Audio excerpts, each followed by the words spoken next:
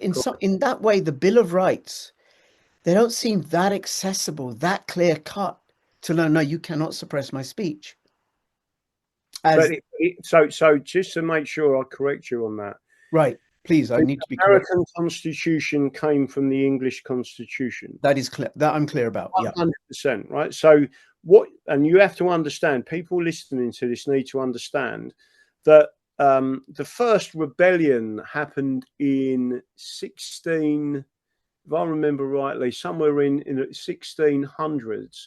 It was called the Bacon Rebellion in America, and it was nothing to do with bacon. That was the name of the guy. That's the name of the guy, right? Mm. And they were suppressed by the ruling elites, which were the Scottish, the English, the Irish, etc. They're not British. They're the ruling elites.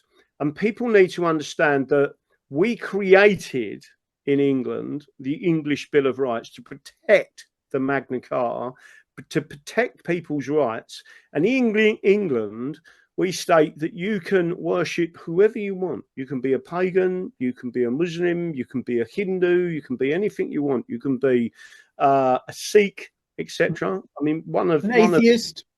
You can be anything you want, but what you can't do is bring that religion into the governance of England. And if you do that, that's where the English Constitution stops you. Right. So one of the reasons you've hit the nail on the head with saying that, no one knows, why does no one understand or talk about the English Constitution or the English Bill of Rights? And that is because British imperialism wants to put a stop to it because they are globalists. Yeah. Most people don't realize where the term British comes from.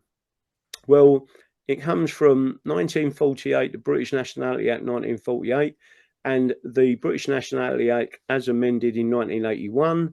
And if we was to abolish that, right, you would go back to being a Christian nation because we'd be able to push it forward. And one of the things that people don't understand, the British Nationality Act repealed at Schedule 4 of the British Nationality Act 1948, and in Schedule 4, it repealed something that was crucial, and it repealed the part of the Act of Settlement of 1701, where it said to be in any position of authority, including MPs, lords, police constables, military, local councillors, mayors, etc., you must be born of English parents, plural, right? Mm-hmm. Now, it doesn't matter what religion you are, if you live in England and you respect English law, you would understand, and the people listening to this would understand, it was put in place, if you know legal history, to stop the Dutch, right, who were the same race as us. It was to stop them from taking advantage of England and our rights. So it was nothing to do with race, but it was to do with culture, and it was to do with nationality, because the English had a set of rights, not rules, rights, and they were God-given rights. And we respected that in this country.